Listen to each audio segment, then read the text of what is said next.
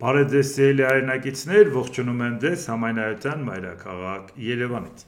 Այսօր մայիսի 21-ն է 2025 թվական։ Կխոսենք աշխարհաքաղաքական, տարածաշրջանային, ներպետական ուշագրավ թեմաներից,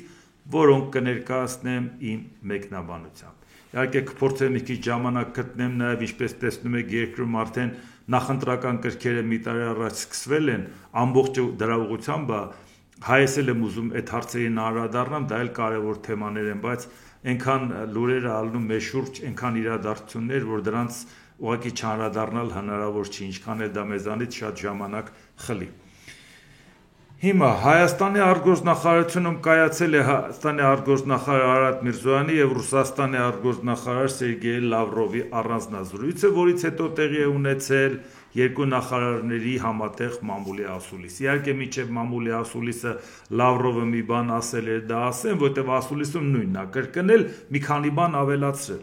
Ռուսաստանի համար թանկ են Հայաստանի հետ դաշնակցային հարաբերությունները, մեր ժողովուրդների միջև խորը կապերը, հայ-ռուսական հարաբերությունները պետք է բոլոր ուղղություններով առավելագույնս զարգացնել։ Նախկինի պես համարում ենք, որ մեր դաշնակցային հարաբերություններում կարևորագույն ոլորտներից է անվտանգությունը, մենք պատրաստ ենք ամեն կերպ աջակցել Հայաստանի պաշտպանությանը, ինքնիշխանությանն ու տարածքային ամբողջականության ապահովմանը, ընդգծել է Լավրովը։ Լավրովն ասել է, որ Մոսկվան անկեղծ հետաքրքրված է Երևան-Բաքու ամբողջական կարգավորմամբ, կարծում ենք դրա համար ամուր հիմք են 2020 եւ 2022 թվականների Ռուսաստանի Դաշնության նախագահի, Ադրբեջանի նախագահի եւ Հայաստանի վարչապետի միջև ամենաբարձր մակարդակով ձեռք բերված համալիր եռակողմ պայմանավորվածությունները։ Լավրովը հավելել է, որ Ռուսաստանը մեծ ներուժ է տեսնում 3 գումարած 3 տարածաշրջանային հարթակի զարգացման հարցում։ Խոսելով տնտեսական համագործակցության մասին, նա հիշեցրել է, որ Ռուսաստանը Հայաստանի առանցքային տնտեսական գործընկերն է, հիմնական ներդրողը եւ երկրի էներգետիկ եւ պարենային անվտանգության հուսալի երաշխավորը։ Իհարկե սրան մի բան ուղղակի նայենք, նախ 2020-22 թվականի պայմանավորվածությունները եռակողմ որ կար, դրա մեջ խոսք էր գնում նրա մասին, որ զինադադար լինի եւ այդ զինադադարի հարցում, որպեսի երաշխիքներ տրվեր Արցախին, ինչ որ պայմանավորվածություններ Հայաստանը իր հետ կապված վերցրեց, չնայած եւ Ադրբեջանը եւ Ռուսաստանը, որ ոչ մի բան չկատարեցին։ Բայց եւ դրանից հետո, եթե հիմա Արցախի հարցը այդպես է լուծվել, էթնիկ զտում է տեղի ունեցել, Արցախում հայ բնակչություն չկա, նորից Լավրովը ցանկանում է հայ-ռուսական հարաբերությունները կարգավորված տեսնել 2020-22 թվականի փաստաթղթերի հիման վրա։ Այդ փաստաթղթերն ինչ կապ ունի հայ-ռուսականի հետ։ Կամ այդ հարցերի կարգավորումը Ադրբեջանի հետ ինչ կապ ունի 2020 թվականի փաստաթղթի հետ, որը ընդամենը վերաբերվում էր զինադադարին։ Զինադադարի արդյունքում հետևանքները վերացնելու, բայց հետևանքը վերացնելու փոխարեն Արցախը վերացրեցիք։ Էլ դրանից հետո ինչ խնդիր կա, որի պարագայում պետք է որևէտև այդ պայմանավորվածության մեջ նրանք տեսնում են, որ Հայաստանի շահերի զիջում կա, այդ դա է իրանց պետք, որ այդ տենց ամուր կարճեն դրանից եւ այդ հարցը առաջ տանեն։ Իսկ արդեն ասուլիսի ժամանակ Լավրովը մի քանի նաև հայտարարություններ, նախ ասեմ, այն մտոլոտ թե այնպիսին էր, որ Լավրովն եկել էր ասել, որ Հայաստանը Ռուսաստանի ֆորպոստ է եւ Արարատ Միրզոյանը պետք է սենց թեթևակի սենց այդքան էլ համաձայն չլներ, բայց հաստատեր այդ հանգամանքը, որ այո, դա այդպես է։ Ուրիշ որևէ այցելության մեջ ուրիշ բան պատկերացնել հնարավոր չէր, որովհետև եկել էր նախ խոսում էր, որ այո, Հայաստանը կարող է զենք ստանա նաև ուրիշներից, բայց ոնց թե ուրիշներից զենք ստանա Ֆրանսիայից, որը որ թշնամական հարաբերություն ունի մեր նկատմամբ, կանգնած է Ուկրաինայի թիկունքին։ Այսինքն ինքը այնուամենայնիվ ինքը պետք է որոշի իրանց թշնամին հետ մենք չենք կարող բարեկամ լինենք, իսկ մենք Ֆրանսիայի հետ սերտ հարաբերություններ ունենք։ Սա հարցի մի կողմն է։ Մյուսը, այսինքն նաև խոսքը վերաբերում է, որ Հայաստանին ուկրաինացում չի սպասվում, իսկ ինչու չի սպասվում, որովհետև Հայաստանը իրան Ուկրաինայի պես չի պահում, նացիստական, ֆաշիստական քայլեր չի անում Ռուսաստանի դեմ, ռուսաց լեզվի դեմ, այսինքն դա նրանից չի, որ մենք չենք ուզենա ձեր գլխին Ուկրաինայի օինը բերենք, դա նրանից է, որ դուք ձեզ նենց եք պահում, որ դրա կարիքը մենք չունենք։ Այսինքն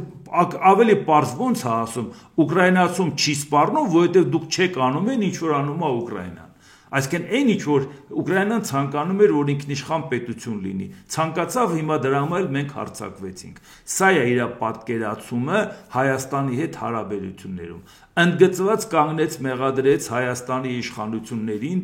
թե 2022 թվականին դուք գնացիք Պրագայում ասցիք Արցախը Ադրբեջանի կազմում, չէ որ դրանից առաջ 2020 թվականի նոյեմբերի 9-ի փաստաթղթի ժամանակ եռակողմ պայմանավորվածության ասելով որ ինքն է դրան ականատես ա եղել, քննարկվել է Արցախի կարգավիճակի հարցը, թողնում ենք հետագային չի քննարկվում այս փաստաթղթով, այսինքն կարգավիճակի հարցը բաց ամնում, այսինքն Արցախի հարցը որոշված չէ Ադրբեջանի կազմում, ընդգծված մարդը մեղադրեց Հայաստանի իշխանություններին, որևէ մեկի ծպտունը դուրս եկավ, ասի այդպես չի, որ ոնց ասի այդպես չի, եթե մենք էլ գիտենք, որ 2020 թվականի նոյեմբերի 9-ի փաստաթղթի ժամանակ կարգավիճակի հարցը թողնված է հետոին, այդ հետո Նիկոլ Փաշինյանը որոշեց ասի, որ ինչ 2020-91 թվականից Արցախը Ադրբեջանի կազմում է, այսինքն Ռուսաստանը Հայաստանին չօգնելու մեղքը գցեց Հայաստանի դաշտում մեր վրա, դուք եք մեղավոր, որ այդպես եղավ։ Սա է։ Եվ գիտեք հարցը որն է, որ Արարատ Միրզոյանը երբ որ ինչ-որ մի հարցում, նենց հապկի հետ կապված որոշ տարաձայնություններ ունենք այս կողմ այն կողմ, հարցը որն էր, բայց այն ինչ-որ հիմնական ասելիքներ, ինչ էր հարցը, Հայաստանի արտգործնախարարը պատասխանելով լրագրող է այն հարցին, թե պաշտոնական Երևանն առնվազն մեդիա մակարդակում հայտարարում է ԵՄ տնտեսական ինտեգրման կուրս է որդեգրել, Հայաստանն ինչպես է պատրաստում ԵՄ անդամակցելը համեմատել ԵԱՏՄ-ի հետ, Արարատ Միրզոյանն ասել է.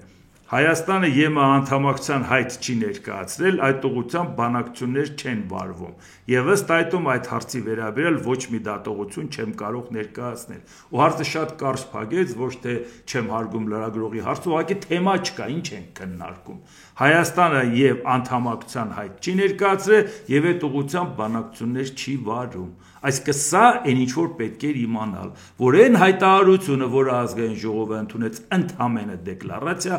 դա ընդհանրապես հայտարարություն էր։ Եվ այդ հայտարարությունը ընդունվեց մեկ անգամ եւս հիշացնեմ ինչի համար, որպեսի հանրակրվեի չդրվի, որպեսի հանրակրվեով չպարտադրեն Հայաստանի իշխանություններին դիպում գրի, կապ չունի դու 10 տարի հետո կդառնաս թե 20, հանրակրվեով պետք էր իշխանությանը պարտադրել, որ իրանք հայտ ներկայացնեին, հայտ ներկայացնելուց հետո ժամանակացույցը դնեին իրանց առաջ, ասեին հաջորդ քայլը ասոցիացումն է, խորը եւ համապարփակ ազատառևտրի համաձայնագիրն է, մյուսը թեկնածու կարգավիճակն է, մյուսը անդամ Այո, դա այդ փուլերը կարելի է անցնել, բայց առաջի հարցը, որ ես ցանկանում եմ անդամակցել այդ կառույցին, տվեք ինձ ճանապարհային քարտեզ, այդ առաջի քայլը անելու համար պետքա դիմում, իսկ որպեսի Հայաստանի իշխանությունները պարտադրված չլինեն այդ դիմումը, պետքա մի հատ օրենք ընդունեին եւ այդ օրենքով կազմակերպիչները բավարարվեին։ Այն ժամանակ, երբ որ ասում էի, որ այո, պետքա հանրակրվեի հետ կապված նախաձեռնություն քաղաքացիական հանդես բերել,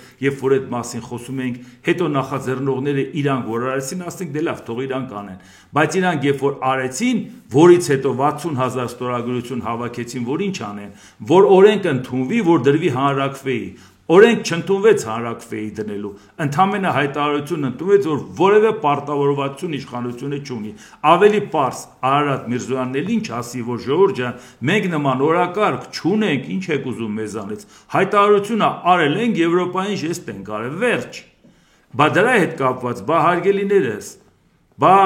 որ ասում ենք հնարավոր չի Նիկոլամետու Եվրոպամետ լնել միաժամանակ, բա էս էինք ասում, բա կանգնեք ասեք, բա այդ արտաքին քաղաքական կուրսը մինչև հիմա ողջունում եք, մի հատ ուրիշ հայտարարություն արել եք, որ դուք այլևս չեք կիսում Նիկոլ Փաշինյանի արևմտյան արտաքին քաղաքականություն եւ դատապարտում եք իր այս արածը, այն ինչ որ տարբեր միջոցառումներով ցույց տալ անհամաձայնություն, գլոբալ առումով դուք տարանջատվել եք, չէ։ Եվ մեկ էլ Արարատ Միրզոյանն ինչ է ասում, մենք չենք ուզում վերաֆորմատավորել մեր հարաբերությունները Ռուսաստանի հետ, կարող ենք քննարկել երկկողմ հարաբերություններով սահմանված մեխանիզմների արդյունավետ գործարկման հարցը, բայց օրակարգում հարաբերությունները վերաֆորմատավորելու հարց չկա, նշել է Միրզոյանը։ Այսինքն այն ինչ որ կա Ռուսաստանի հետ պայմանավորվածությունների, այդ ամեն ինչը շարունակվելու է, վերջ։ Ժորժյան, սա իշխանության հստակ հայտարարությունն է, սա է։ Նաև Լավրովն ասում է, որ այո, անվտանգության երաշխիք է ձեզ համար 102-րդ բազան, երեգել Ալեն Սիմոնյանն ասեց, այդ ինչ աբսուրդ է, ով է ասում, որ մենք ուզում ենք 102-րդ բազան անենք, նման օրակարգ գոյություն չունի։ Այդ ինչից եք խոսում, չկա նման բան ընդհանրապես։ Այսինքն ինչպես տեսնում եք, Ռուսաստանի հետ կապված հարաբերությունները, այն ինչ որ պայմանավորվածություն կա փաստաթղթով եւ ավելիներ, քան Լավրովը եկավ եւ այդ ամեն ինչը ասեց, մեր աչքի առաջ կանգնեց ու ասեց, դրանից հետո հայ ժողովուրդը ինքը պետք է որոշի։ Իհարկե այն որ Լավրովին Հայաստանում չեն ընդունում, այդ մի զարմանալ բան չէ, դա մի ընդունելու բան է, որ չէ, որ զարմանանք, բայց Լավրովի կողքը կանգնած Արարատ Միրզոյանը պետք է Հայաստանի շահերը պաշտպանի, Լավրովից էլ այդ թվում։ Ոչ թե այնպես ստացվի, որ ինքը ամեն ինչում Լավրովի հետ համաձայնա, լավ մի բան է Լավրովն է մեղադրում Հայաստանի իշխանություններին, որ մենք հապկով ուզում էինք ձեզ օգնենք, դուք չհամաձայնվեցիք, մեկ էլ մենք ուզում էինք Արցախի կարգավիճակը թողնենք հետագային, որովհետև կարգավիճակի հարցը փակած չէր։ Դուք առանց մեր հետ համաձայնացնելու գնացիք եվրոպական ձևաչափում Արցախից հրաժարվեցիք, եւ այդ մեղքը ուղղակիորեն դնի Հայաստանի իշխանության վրա։ Այսինքն ամբողջը Ռուսաստանի հետ համաձայնեն եւ մնացածն էլ մի բան է լավ էլ Ռուսաստանն էլ Հայաստանին է մեղադրում այդ հարցում մի բան էլ ասում է իմացի հա Ֆրանսիայի հետ գործ չունես դա մեր թիվ 1 ճշնամին է Ուկրաինայի հետ կապված էլ նացիստներ են Ուկրաինայի թիկունքին կանգնել են Ուկրաինայի հետ կապված այդ բոլոր վիրավորական արտահայտությունները եւ այլ արևմուտքի հետ կապված վիրավորական արտահայտությունները Ուկրաինայի թիկունքին կանգնելու համար այդ բոլորը Հայաստանի դաշտում ասվեց եւ մենք բոլորս լսեցինք եւ դրա հետ կապված որևէ տարաձայնություն Արարատ Միրզոյանը չուներ, այսինքն լիովին համաձայն էր ու կիսում էր Լավրովի ասածը։ Միակ բանը, որ ցույց տվեց, որ դե այդքան էլ համաձայն չենք, հապկի հետ կապված է։ Կարելի է կարծել, որ հապկի հետ կապված համաձայն չեք, հապկի լոկոմոտիվ պետությունը Ռուսաստանն է, դե քայլ արեք։ Կամ Ռուսաստանը պետք է իր անվտանգությունը մեր պահեր առանց հապկի։ Ռուսաստանը իր պարտականությունը չկատարեց։ Բայց նաև էդ էլ է գտնում մեղադրանք Հայաստանի հասցեին, թե ինչի ինքը չկատարեց։ Մի աբսուրդ բան, որ որևէ տրամաբանության չի ենթարկվում։ Այսինքն դուք այնուամենայնիվ տեսաք, թե ինչպիսի ժեստեր էր արվում Արարատ Միրզոյանի կողմից, դե մեր հյուրն է մեր ռազմավարական դաշնակից պետության, բայց դուք տեսնում եք սենց ոնց որ ղեկավարն եկել էր Հայաստան եւ ինքը իրան պահում էր տենց ենթակայի պես։ Շատ ակնհայտ դա երևում էր։ Հիմա եթե որևէ մարդիկ կան, որ դեռ կարծում են, որ Հայաստանը այնուամենայնիվ ինքնուրույն քաղաքականություն է վարում Ռուսաստանի հետ կապված, որտեղ էս ինչ տեղ է, էս ինչին լավ չբարևեց, կամ էլ թե չէ էս ինչ տեղ է, էս ինչ բանն ասեց Ժորժ ջան, գնացեք մանկապարտեզ, այնտեղ չէ, բայց չեմ կարծում, հիմիկվա երեխաների պարագայում մանկապարտեզում այդ խելքի մարդ կա։ Հիմա երեխեքը բավական ակտիվ են նաև այդ տարիքի։ Չգիտեմ ուր գնան, արդեն նույնիսկ չեմ պատկերացնում։ Իսկ դրանց զուգահեռ թե ինչա կատարվում եւ Ադրբեջանի հետ Լավրովը ցանկանում է մեր հարաբերությունները 2020-22 թվականների փաստաթղթերով կարգի բերի, Ադրբեջանի նախագահը հերթական հայտարարություն է անում։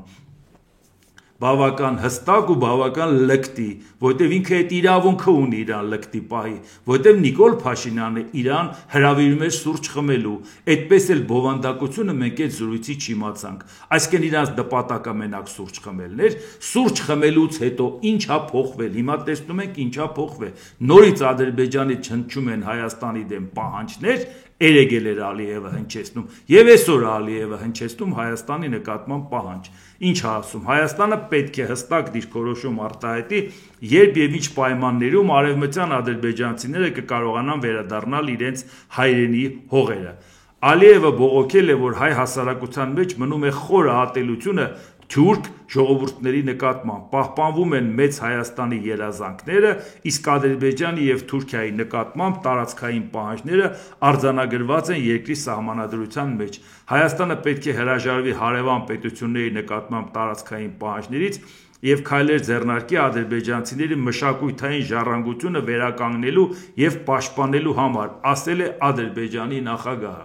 Ադրբեջանի նախագահը Ադրբեջանի մշակույթի ժառանգությունը ուզում է Հայաստանում պահպանի, որ Հայաստանի տարածքներում դրած մեր մշակութային ժառանգությունը լկտի ձևով ոչնչացնում է։ Հիմա հարց է ծագում, մարդիկ ակնհայտ հարց են տալիս, չէ՞, բա ինչ է իր քննարկում Տիրանայում Ադրբեջանի նախագահի հետ։ Նստած sense հրավիրում ես սուրճ խմելու, նստած խոսում ես։ Այսինքն ու նախապես էլ այդ հանդիպումը պլանավորած չէր, այլապես նախապես դրա մասին երկու կողմերից մեկը կասեր, որ նախատեսվում է նման հանդիպում։ Ակնհայտ տեսանք, որ Էրդողանը կանչեց, ասես գնացեք մի քիչ զրույց արեք իրար հետ։ Լավ է չի, ուրիշն է պլանավոր է։ Ինչ էիք խոսում։ Եթե խոսակցությունից հետո երկու օր իրար վրա Ադրբեջանի նախագահը հստակ պահանջադնում Հայաստան նկատմամբ, բայց դա ինչ է նշանակում, որ Փաշինյանին ասել է, էլի ես քեզ կմեղադրեմ, դու էլ սկսի արդարանալ կամ սկսի եսի ինչ անել, ժողովրդին տրամադրի խաղաղությամբ, ժողովրդին տրամադրի, որ հենց կոմունիկացիաները բացվեն, ադրբեջանցիները հետ են գալու։ Ու բացի դրանից վերականգնվելու է նրանց մշակութային ժառանգությունը եւ ինքը խոսում է արևմտյան Ադրբեջանի մասին Նիկոլ Փաշինյանն ասում է արևմտյան Ադրբեջան տենց հասկացողություն Հայաստանի տարածքում չկա դա նշանակում է պահանջատիրություն հա բա ասում է որ պահանջատիրություն է բա դու ինչ ես ասում Այսինքն ոնց է ալնում, որ դուք իրար հետ հանդիպում եք, բան եք քննարկում, որևէ հարց չի պարզաբանվում, թե ինչ եք քննարկել, որից հետո Ադրբեջանի վերաբերմունքը սա է։ Իսկ Հայաստանում զբաղված են ներքին օրակարգներով, իրար ուտելով, գզվռտոցներով, ամեն ինչով, որ հանկարծ արտաքին քաղաքական բաներից չխոսան, բայց հիմա դրսից խոսում են, չէ՞։ Հայաստանի հասարակությունը սա կարդում է։ Մարդը հարց է տալիս, սա ինչ է նշանակում, ինչ ասենք հանգիստ եղեք Նիկոլ Փաշինյանը ամեն ինչ վերահսկողության տակ է պահում։ Գիտենք վերահսկողության տակ է պահում, բայց ում վերահսկողության։ Ալիևի եւ Էրդողանի։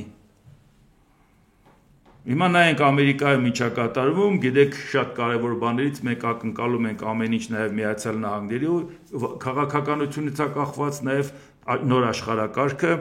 ԱՄՆ նախագահ Դոնալդ Տրամպը հայտարարել է, որ հաստատել է ոսկե գմբեթ անվանումը ստացած 175 միլիարդ դոլար արժողությամբ հրթիռային պաշտպանական վահանի նախագիծը։ Նախագիծը, որը Տրամպը հանձնարարել է դեռևս հունվարին, նախատեսում է ստեղծել արբանյակների ցանց, որը կկարողանա հայտնաբերել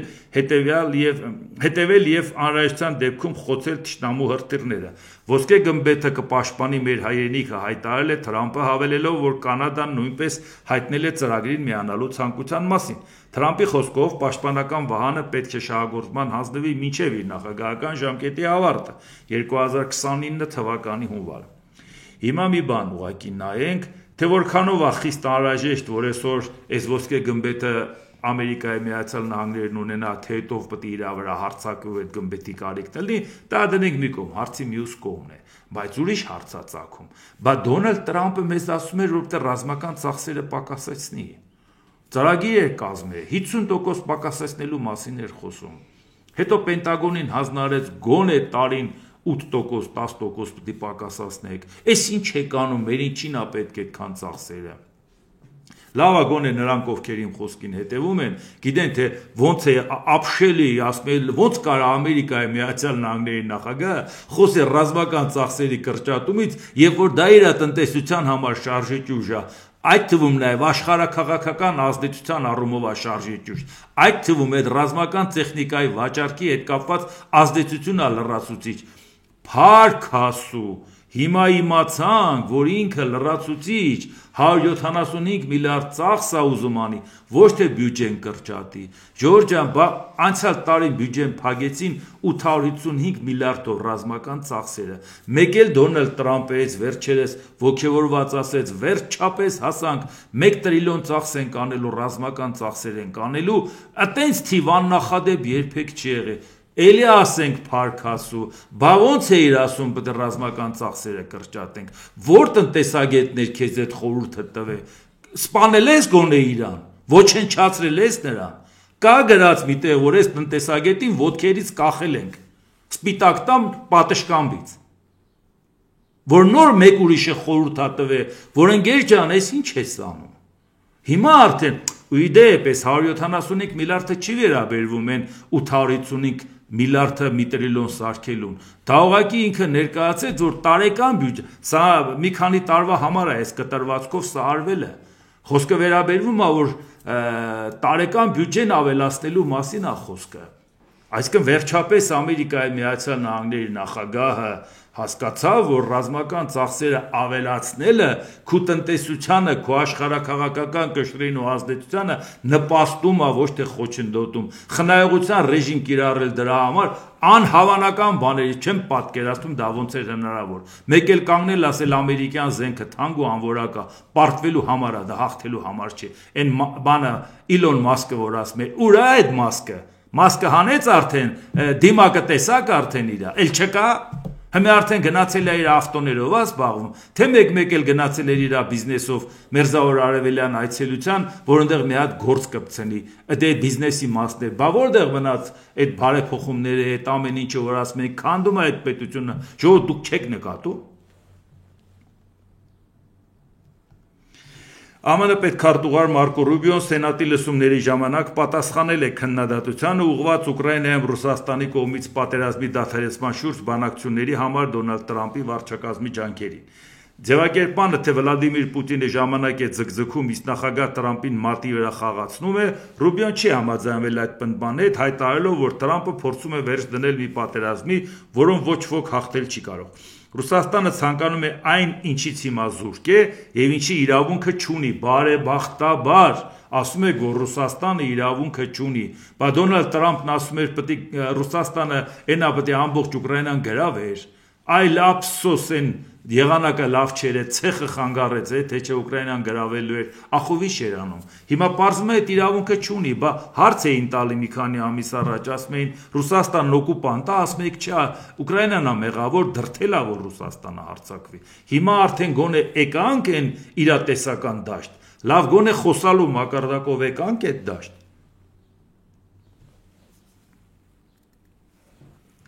Ուկրաինան էլ ցանկանում է այն, ինչի չի կարող վերադարձնել ռազմական ճանապարհով, հենց դա է խնդրի էությունը։ Բացի այդ, Մարկո Ռուբիոն Սենատի լսումների ժամանակ հայտարարել է, որ Դոնալդ Տրամփը որևէ զիջում չի արել Ռուսաստանի առաջնորդ Վլադիմիր Պուտինին։ ԱՄՆ պետքարտուղարը նշել է, Տրամփը կարծում է, որ եթե հիմա սկսեն սպառնալ պատժամիջոցներով, ռուսները կդադարեն խոսել։ Նա ցանկանում է հնարավորինս երկար պահպանել երկու կողմերի վրա խաղաղության հասնելու համար ազդելու կարողությունը։ Ասել Ռուբիոն հավելելով, որ երբ որոշակի գործողություններ ես անում, կորցնում ես ազդեցությունը հակամարտության կողմերից մեկի վրա, ինչը ենթադրում է, որ Ռուսաստանի դեմ պատժամիջոցները կարող են վտանգել Վաշինգտոնի եւ Մոսկվայի եւ Կիևի հետ խոսելու կարողությունը։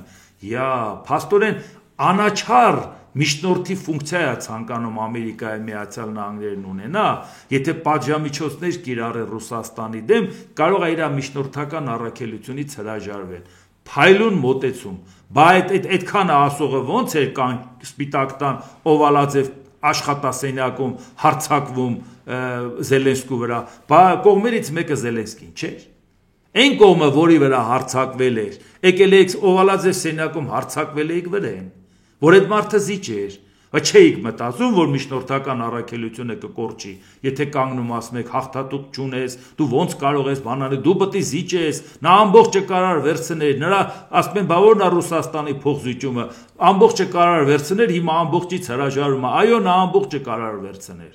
որովհետև ինքը բանակցային առավելություն ունի, ինքը տարածք է վերցրել, ինքը այդ դիրքից է բանակցում, բա ժողովուրդ ջան, բա այդ վաղ միջնորդի մասին չէիք մտածում։ Թե կարծում եք, որ Ամերիկայի ժողովուրդը պետք է խաբվի դրա վրա, պետք է ասի հալալա մեր ղեկավարին տեսար ոնց տեղը դրեց պատերազմող երկրի նախագահային կանչերես կուսենյակ հարձակվել եք իր վրա։ Բայց այդ ժողովուրդը հակառակ ռեակցիա տվեց, չէ։ Հիմա ժողովրդի արձագանքն էլ տեսակ, համաշխարհային արձագանքն էլ տեսակ։ Հիմա արդեն մտածում եք միջնորդ լելու համար պետք է օբյեկտիվ լինել։ Բա դա շուտ էր պետք ասել։ Այդ դեպքում Ռուսաստանը սենց իրան լկտի չէր պահի։ Washington Post-ը հայտնում է, ԱՄՆ-ն սպառնացել է Իսրայելին զրկել ռազմական եւ տնտեսական օգնությունից, եթե վերջինս չդադարեցնի պատերազմը Գազայի հատվածում։ Թրամփի մարդիկ Իսրայելին հասկացնում են, մենք ձեզ կթողնենք, եթե դուք չդադարեցնեք այս պատերազմը։ Իհարկե սա նաեւ մեզ շատ ուղղակի հետաքրքրում է նաեւ այն պարզ պատճառով, Գազայի հետ կապված հիմա խնդիր ունեն, բայց Իսրայելը ինչի է փորձում նաև առաջ գնա, ամեն ինչ անում Ամերիկային դրդի ներքաշի process-ների մեջ, բայց Ամերիկայի Միացյալ Նահանգներին չի կարողանում ներքաշի, որտեղ հիմա արդեն Միացյալ Նահանգները հասկանում է, որ Գազան դատարկելը այդքան մարդուց տեխնիկապես հնարավոր չի եւ ուղղակի չի կարողանում դա անել, բայց արդեն ոգևորել էր Իսրայելին, որ ինքը այդ քայլերն անում էր, եւ այս պարագայում նաեւ Իսրայելը ցանկանում է հարվածի Իրանին, իսկ Ամերիկան դրան պատրաստ չի։ Իսկ Գազայի հետ կապված էլ չի ցանկանում Թուրքիայի հետ հարաբերություն փչացնի, նաեւ Սիրիայի հետ կապված։ Դրա համար դրան էլ կանրադառնանք, այսինքն մենք էս այլ ուսումնասիրենք, որ Իսրայելը այնուամենայնիվ փորձելու է ապակայունացնել Ամերիկային ներքաշել սրա մեջ, որովհետեւ չենք պատկերացնում, որ ինքը առանց Ամերիկայի կարող է շատ ակտիվ բաներ անել։ Միացյալ Թագավորության եւ Կանադայի վարչապետերը ու Ֆրանսիայի նախագահը համատեղ հայտարարության մեջ Իսրայելին սպառնացել են կոնկրետ գործողություններով, եթե նա չդադարեցնի գործողությունը Գազայում եւ չվերացնի օգնության մատակարարման սահմանափակումները։ Ստարմերը, Քարնին եւ Մակրոնն ընդգծել են, որ միշտ հանդես են եկել Իսրայելի ինքնապաշտպանության իրավունքի օգտին, սակայն այժմ Գազայի հատվածի վրա նրա նոր հարձակումը միանգամայն անհամաչափ պատասխան է համարում։ Այո, ցանկացածն էլ ասել է, որ Իսրայելը ինքնապաշտպանության իրավունք ունի, այդ թվում նաեւ ես եմ ասել, բայց երբ որ արդեն դու հայտարարում ես, որ ցանկանում եք դատարկեք ու այդ տարածքը տակ Ամերիկային, միլիոնավոր մարդկանց ընդեղից հանելուց հետո, այլևս ոչ մեկը չի հավատում, որ ձեր պայքարը այլևս ահաբեկիչների դեմ է։ Այո, պաղեստինցիների մեջ կան ահաբեկիչներ, մենակ Համասը չի, բայց այլևս փաստարկը չի արդարացվում, երբ որ արդեն ոգևորված ասել է, սպասեք գնանք դատարկենք։ Իսկ Իսրայելի իշխանությունների որոշումը Գազայի հատված թողնել միայն նվազագույն անհրաժեշտ քանակությամբ մարդասիրական օգնություն Բրիտանիայի, Ֆրանսիայի եւ Կանադայի առաջնորդները իրավիճակին լովին ոչ ադեկվատ են համարում։ Իսրայելի վարչապետ Նեթանյահուն Ստարմերի, Մակրոնի եւ Քարնիի հայտարարությունն անվանել է մեծ պարգև նրանց, ովքեր ցեղասպանություն են իրականացրել 2023 թվականի հոկտեմբերի 7-ին եւ հավաստիացրել,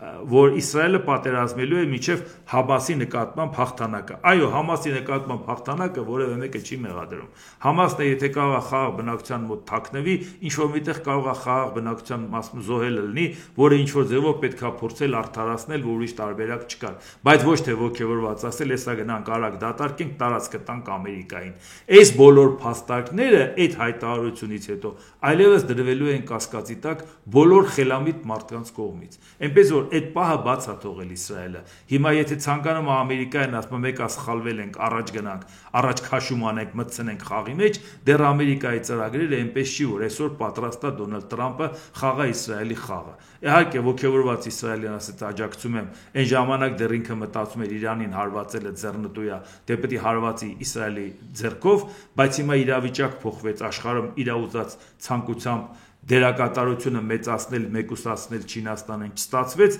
հիմա լրիվ ուրիշ իրավիճակի պարագայում այլևս Իսրայելին այտենց ոգևորված աջակցելը իր շահերից չի բխում։ CNN-ը հաղորդում է Միացյալ Նահանգները ստացել են նոր հետախուզական տվյալներ, որոնք վկայում են, որ Իսրայելը պատրաստում է հարվածել Իրանի միջուկային օբյեկտներին, ասում է հայտարարության մեջ։ Ինչպես տեսնում եք, սա նույնպես իրանք տարածում են, այն էլ ԱՄՆ հետախուզական տվյալները, բայց Իսրայելը կարող է հարվածի Իրանի միջուկային օբյեկտներին ու չակնկալի պատասխան հարված։ Պարզա պատասխան հարվածի դեմը ով առնելու Ամերիկան։ Պատասխան հարվածի դեմը Իսրայելը իր հնարավորություններով ոչ էլ իր երկաթե գմբեթով դեմը չի առնի։ Իսկ իր հարվածները միջուկային օբյեկտներին 1.650.000 քառակուսի կիլոմետրանոց երկիրը 90 միլիոն բնակչով չի վերանալու։ Այսինքն պատասխան հարված ստանալու է։ Պատասխան հարվածի դեպքում, եթե Ամերիկան չաջակցի, Իսրայելը դա չի անի, բայց հիմա Ամերիկան է տարածում, որ իրանց հետախուզությունը խոսում է այն մասին, որ Իսրայելը դրան պատրաստվում է։ Այս է հարցը, որ դրա համար մենք այնուամենայնիվ այս հարցերի հետ կապված նաև շատ ուշադիր ենք Հայաստանի ակտիվությունը Իրանի հետ կապված։ Խոսել ենք մեր անվտանգության խորհրդի քարտուղարի մի շարք հանդիպումների, նրանց պաշտպանության նախարարի այցելությունը Հայաստան, հիմա նաև նրա հայտարարությունը Իրանի պաշտպանության նախարարը Նասիր Զադեն Հայաստանի պաշտպանության նախարար Սուրեն Պապիկյանի հետ հանդիպման ժամանակ հայտարարել է. Իրանի եւ Հայաստանի միջև ընդհանուր սահմանը երկու ժողովուրդների հաղորդակցության պատմական ճանապարհն է, եւ Թեհրանը թույլ չի տա որևէ ոտնձգություն այդ սահմանի նկատմամբ։ Ամիր Նասիր Զադեն խոսել է Կովկասում արտատարածաշրջանային տերությունների ներկայությունից եւ հավելել. տարածաշրջանային անվտանգությունը պետք է մշակվի տարածաշրջանի երկրների կողմից, քանի որ արտաքին միջամտությունը միայն կուժեղացնի անկայունությունը։ Հիմա այս երկուսը կապենք իրար։ Նախ Իրանը երբ որ ասում է թույլ չեմ տա, մենք պետք է դրան վերաբերվենք վերապահումով։ Այո, 1000-րդ անգամ ասել եմ, մի անգամ էլ ասեմ։ Այո, մենք Իրանի հետ խնդիր չունենք, բայց կարող ենք ունենալ, եթե Իրանը ուրիշների հետ խնդիր ունենա, կամ ինքը որոշի վերադասավորում անի եւ խնդրեմ ստեղծի իր համար առաջի հերթին նաեւ մեզ համար։ Այդ պարագայում, երբ որ Իրանը սենց վստահ ասում է, որ մենք թույլ չենք տա այդ սահմանի հետ կապված որևէ բան, ոնց է թույլ չի տալու, ինչ անելու, եթե դրա նկատմամբ ոտնձգություն անի Թուրքիան, ոտնձգություն անի Ադրբեջանը, պատերազմը հայտարարելու Թուրքիային ու Ադրբեջանին, մենք տեսել ենք, չէ՞ ինքը ոնց Սիրիայից թողեցուցեց փախավ մի անգամից, տեսել ենք ինչ վիճակում է, բա թույլ մի տա, Գազայի հետ կապված Իսրայելը հիմա ոտնատակ է տվել բանը, Գազան ոտնատակ է տվել Համասին պատժելու հարցով, բա տերը իր կանգնում Համասին, այդ ամեն ինչն անում էր, ինչ պատահեց, արա աշները ստենա, բայց չես անում մենք բադայից անը, բայց հերիք չի ինքը ասում է թույլ չենք տա, որը չի կարալու անի։ Մի հատ էլ ասում է, որ տարածաշրջանային անվտանգությունը տարածաշրջանի երկրների կողմից պետք է լինի, որը միջամտությունը միայն կուժեղացնի անկայունությունը, այսինքն եթե դրսից էլ Հայաստանին որևէ մեկը ուզենա օգնի, դրանով իրանք անկայունությունը ուժեղացնելու են, այսինքն անկայունության մեղավորը դառնալու է Հայաստանը, ինքը ստիպված Հայաստանի դեմ է քայլ անելու, ոչ թե Հայաստանին է պաշտպանելու, եթե Հայաստանը ուրիշի օգնությանը դիմի։ Հիմա դրանից պետք է բավական նորմալ եզրակացություն անել։ Եվրամիության դիվանագիտության ծառայության ղեկավար Կայա Կալասը ժամանելով ԵՄ արտաքին գործերի եւ պաշտպանության նախարարների հանդիպանը հայտարարել է. մենք մտադիր ենք չեղարկել Սիրիայի դեմ տնտեսական պատժամիջոցները։ Այդ Սիրիայի դեմ պատժամիջոցները խստացել էր 11 թվականից։ Արդեն այդ որոշումը կայացրեցին, որ իրանք չեղարկեն։ Ինչի համար է դա նաեւ մեզ համար կարեւոր։ Սիրիայի այդ պատժամիջոցները Եվրամիությունը չեղարկում է, Ամերիկան չեղարկում է Սիրիան, Թուրքիային տալով են այդ հարցերը լուծում, հարցը սա է։ Այսինքն այդ պարագայում մեր մտահոգությունը նա է, եթե խոսքը մենակ վերաբերվեր Սիրիայի նկատմամբ բարենպաստ միջավայր ստեղծելը, մենք ինքներս կողմնակից կլինենք, այդտեղ հայկական համայնք ունենք, բայց խնդիրը դա չի, ուղղակի լավ սիրահոժար ձևով Թուրքիային են տալի, շարունակությունն էլ մենք կնայենք, իսկ Սերգեյ Լավրովը հայտարարել է, առանձնահատուկ մտահոգություն է հարուցում Մերձավոր Արևելյան տարածաշրջանում, մասնավորապես Սիրիայում ստեղծված իրավիճակը, որտեղ ծայրահեղական գրոհայինների խմբավորումները իսկական էթնիկ զտումներ են իրականացնում մարդկանց զանգվածային սպանություններ ազգային եւ կրոնական պատկանելիության հիմքով։ Ապշեցուցիչ է, թե ինչ թեթևությամբ արևմուտքում չեն նկատում բազմաթիվ հանցագործություններ աշխարհի ամենատարբեր մասերում եւ այդ հանցագործությունները չեն խանգարում արևմուտքին առաջ մղել իր գլոբալ օրակարգը, նպատակ ունենալով կարճել անհետացող գերիշխանությունից եւ փորձելով շարունակել ապրել ուրիշների հաշվին։ Այսինքն Լավրովը, որ իրանք այդքան տարի Սիրիան իրանց ազդեցության տակ էին պահում, հիմա ինքը մեղադրում է արևմուտքին, թե դուք թույլ եք տալիս էթնիկ զտումներ, դնում եք մարդկանց ոչնչացնում են եւ այլ եւ այլ։ Բայց իրականում արևմուտքը ամեն ինչով աջակցում է Թուրքիային, որն էլ Սիրիայում վերահսկողություն անում, որը չի էլ թաքցնում Միացյալ Նահանգները, որ Թուրքիան է վերահսկողությունը սահմանը, եւ դրա շարունակությունը նայեք։ ԱՄՆ եւ Թուրքիայի Հանրապետության կառավարությունները հրապարակել են համատեղ հայտարարություն Սիրիայի աշխատանքային խմբի վերաբերյալ։ Ընդգծվել է, որ Միացյալ Նահանգները եւ Թուրքիան հանձնառու են ամրապնդելու համագործակցությունը եւ համակարգումը Սիրիայում կայունության եւ անվտանգության հարցերում, ինչպես նախանշել են նախագահ Թրամփը եւ նախագահ Էրդողանը։ Միացյալ Նահանգները եւ Թուրքիան ունեն կայուն եւ խաղաղ Սիրիայի տեսլական, որը նաեւ թույլ կտա միլիոնավոր տեղահանված սիրիացիների վերադարձում։ Այսինքն դուք տեսնում եք, այնտեղ հենց խաղաղացնում ենք, սիրիացիները տուն են գալի, մտահոգություն ունի Ամերիկան, բայց Գազայում ասվել հենց Համասին վերացնենք, Գազան դատարկելու ենք։ Մի բան, որ այդպես էլ տեղի չունեցավ եւ հասկացաք, որ տրամաբանություն չկար դրա մեջ, բայց շարունակությունը համատեղ հայտարարություն անում են նահանգները Թուրքիայի հետ, որտեղ համարում է Սիրիանով է, մենք Թուրքիայի հետ ենք բանակցում։ Միացյալ Նահանգները եւ Թուրքիան գիտակցում են Սիրիայի տարածքային ամբողջականության պահպանման կարեւորությունը։ Տարածքային ամբողջականությունը եթե պահպանես, Իսրայելին պետք է ասես դուրս արի այս նոր վերցրած տարածքներից, որը եղավ իշխանապողությունից հետո, իսկ այն մյուս տարածքները Գոլանի բարձունքները, որը եղել է 6-օրյա պատերազմի ժամանակ 67 թվականին։ Հիմա Ամերիկայի Միացյալ Նահանգները պատրաստ է Սիրիայի տարածքային ամբողջականությունը ապահովել խաղաղության դիմաց, Իսրայելին ասի տեղից դուրս արի, իսկ դա հիմա ինքը խոստանում է Թուրքիային, մենք տեսնում եք, չէ՞։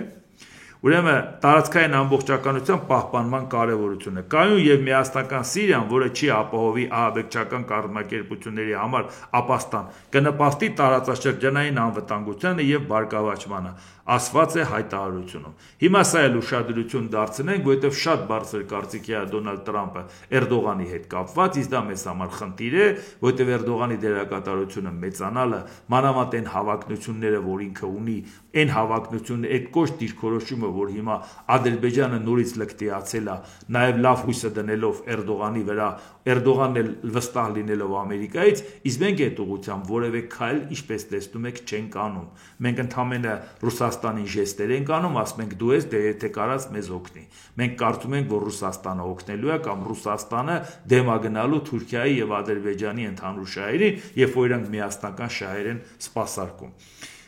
Մի հատ հարց ուղղակի մեր պաշտոնյաների համար ուղղակի իգիտություն իլուր էլի Չինաստանի կոմունիստական կուսակցության կենտրոնական կոմիտեն Չինաստանի պետական խորհրդի հետ համատեղ որոշում է ընդունել խնայողության խիստ կանոններ սահմանելով պետական պաշտոնյաների համար։ Դրանց նպատակն է ծախսերը կրճատել, պետական գումարները խնայել, ինչպես նաև միջոցների վատման դեմ պայքարել։ Այն նախատեսում է մի քանի արգելքներ պետական պաշտոնյաների համար։ Փաստաթուղթը պարունակում է 63 կետ եւ կոչ է անում խստորեն հետևել պաշտոնական չափանիշներին եւ միջոցների ծախսման վերահսկողության համակարգ ներդնել։ Համաձայն դրա Չինաստանի կառավարության եւ կուսակցական պաշտոնյաներին այժմ արգելվում է աշխատանքային ճաշի ժամանակ ուտել թանկարժեք սնունդ, օգտագործել թանկարժեք ծխախոտ եւ ալկոհոլ։ Այսուհետ արգելվում է Քողարկված զբոսաշրջային ուղևորությունները յուրաքանչյուր գործուղում պետք է ունենա հստակ նպատակ։ Պաշտոնյաները պետք է նաև խստորեն վերահսկեն պատվիրակությունների հյուրընկալման ծախսերը, իսկ հանդիպման վայրերով պետք է լինեն պարզ, համաժողովներում այլևս չեն լինի շքեղ ծաղկային կոմպոզիցիաներ։ Ժորժ ջան, սա խոսում է աշխարհի երկրորդ տնտեսությունը ունեցող Չինաստանը, խոսում է մի պետություն, որ գործնականում արտաքին պարկ չունի։ Սիմվոլիկ այնտեղ կարող է մի հատ թիվ հանդիպեք, բայց դա իրականում, եթե հաշվարկները նայենք, իրականում այդ հաշվարկներով չի երևա, որ դա կոնկրետ պարտ կա, այլ ուղղակի գործարքների ընթացակարգի հետ կապված ինչ-որ խնդիր է։ Այս պետությունը խնայողության ռեժիմ է մտցնում առաջինը պաշտոնյաների նկատմամբ։ Եվ տեսեք ինչ է, 63 կետ է, 63-ը պարզա չէի կարդալու։ Ուզում եմ ասեմ, բայց այս մարդիկ չեն գրում, որ չի կարելի պաշտոնյա դնել մեկին, որի ոսկորը սոված է, որը չի կարա ինչ տենա չտանի բերանը, որը չի կարա այդ շքեղությունը ինքնահաստատման ձև է։ Այս մարդիկ փոխանակ համեստորեն իրանց պահեն, որտեվ իրանք մի հատ երկրում ամեն օրը պրոբլեմ կա, քո հասարակությունը տագնապի մեջ է, քո հասարակությունը մտածում է վաղը ինչ ալնելու, մարդիկ ոնց են ապրելու, ամեն անգամ հարկեր турքեր բարձրացնելուց բացատրում են, թե այդ ամեն ինչը ժողովրդի համար է այդ ամեն ինչը արվում։ Գույքահարկ ենք բարձրացնում, դա նշանակում է ձեր ապրանքի գինը բարձրանում է։ Աբսուրդների չգիտես ինչ շարան, միայն արդարացնեն, որ իրանք այդ փողը, որը տենան, չեն կարա չուտեն։ Հիմա Չինաստանը այն ման խնդիր է դնում։ Հասկացեք, թե ոնց են պետություն ղեկավարում, ոնց են խնդիրները դնում։ Ժամանակ քիչ մնաց, ուղղակի ես մի հատ բանի հետ կապված ասեմ, ինձ ուղղակի ասցին, որ ոնց եք նայում այս առաջիկա ընտրությունների հետ կապված, ես ասել եմ, որ ես հետաքրքրված եմ, մասնակցության ձևաչափը կերևա, թե ինչ ձևով մենք կկարողանանք մեր ակտիվությունը ապահովենք։ Ամենակարևորը ես նորից կրկնեմ իմ պատկերացումը, որ պետք է մտածել, որ առաջին հերթին նախ մոռացեք, որ կարելի ասել ես ինչ լիդերն է, նրա հետևից գնում ենք։ Արագ գնացեք բոլորդ միացեք, ինչ որ մեկին ում անունն ուզում եք տակ, տենց չի աշխատում։ Բավական է մի տարի առաջ դուք որևէ լիդերի անուն տակ, նրա վրա սկսելու են աշխատել, կամ գայթակղեն, կամ վախացնեն, կամ փչացնեն, կոպիտ ասած, վարկաբեկեն։ Չի լինել տենց։ Բացի դրանից առաջիկա նախագահական ընտրություններ չի, որ առաջնորդ ընտրես, մի մարդու ինքը գա ընտրի։ Խորհրդարանական ընտրությունները, որի պարագայում ցանկացած կուսակցություն, ցանկացած քաղաքական ուժ, որը պիտի մասնակցի, մոտարապես 200 հոգանոց ցուցակ ներկայացնելու եւ ընտրության հաղթելու պարագայում նոր պիտի իրան գան իշխանության եւ այդ դեպքում իրան ցուցակի առաջի համարը դառնա վարչապետ։ Դա է պատճառը, որ ես ասում եմ, նախ պետք է ստեղծել կենտրոններ, ամեն մեկ մեկը անհատական իր շուրջ հավաքի, գոնե մի 10 հայտնի մարդու, գոնե մարդ պրոֆեսիոնալ որակներ ունեցող, անպայման չի բոլորը հրապարակային գործիչ լինեն, այդ մարդիկ լինեն, հետագայում կփորձենք այդ մարդկանց հանրությանը ներկայացնել մեր հնարավորություններով, մեր մարդկանց ներկայացնել, որ այդ կարող ուժեր են, գիտակ ուժեր են, որ նոր հետո գնաս այդ մարդկանց հետ նստես սեղանի շուրջ եւ գոնե կարմիր գծերով պայմանավորվես սկզբունքների շուրջ,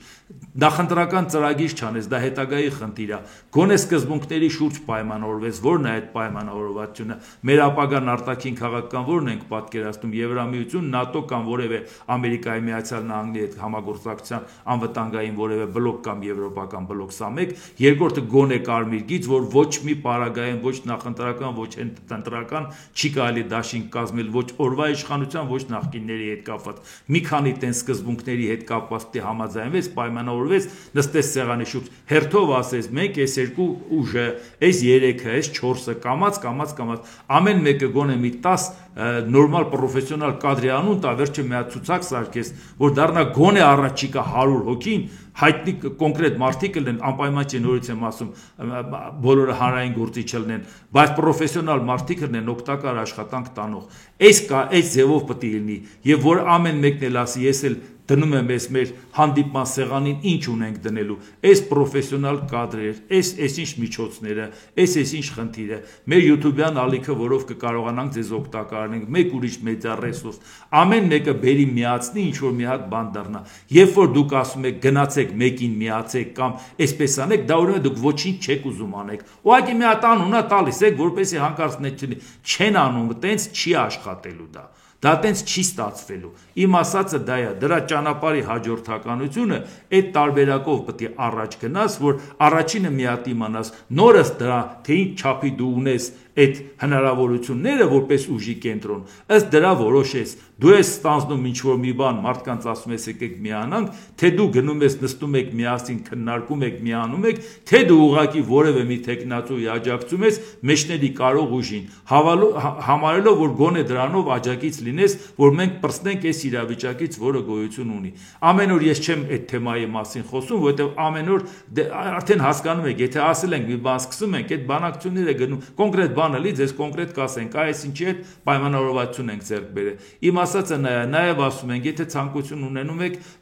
նյութերի նկարագրական մասում նաև կա թե արագ փոխանցման տարբերակ, թե բանկային փոխանցման տարբերակ, որովհետեւ մենք կարողանանք մեր հնարավորությունները մեծացնենք, որի շուրջ կարողանանք քայլանենք։ Էդ էլ ամեն օր նախ ժամանակ չի լինում ասելու, հետո ամեն օր լավ էլ չեմ զգում, որ ամեն օր այդ թեմայից խոսեմ, որովհետեւ մտածում եմ, որ գիտակից մարդիկ պետք է հասկանան, եթե մենք մի բան ենք անում, մենք տեսնում ենք մեր դեմ ինչ է կատարվում, մենք պետք է հասկանանք, որ այս իշխանությունը կյանքի գնով ամեն ինչ անելու է, իշխանությունը չկորցնի, նախկիններն էլ կյանքի գնով ամեն ինչ անելու են, իշխանությունը հետ բերեն, ու այդ պարագայում մենք անելիք ունենք, որ որակյալ նորմալ թիմ ստեղծենք, կարողանանք այդ հարցերը լուծենք։ Այո, Նիկոլ Փաշինյանը քանակի վրա աշխատում, դրա համար ընկած քուչեկը ամեն օր մարդկանց ասում է, ես լավն եմ, ես ձերն եմ, ես ձեր ծոցից եմ դուրս եկել։ Մեզ հետաքրքրում է որակին, հետաքրքրում է քանակ։ Մեզ հետաքրքրում է այն որակական թիմը, որոնք ամեն մեկը ինքը իր բառերով կտարածի այն գործը, որ մենք անում ենք։ Նորմալ ձևով մոբիլիզացնենք այդ խնդիրը լուծենք։ Ավելի մանրամասը կփորձեմ, եթե ժամանակ լինի, վաղը կխոսենք,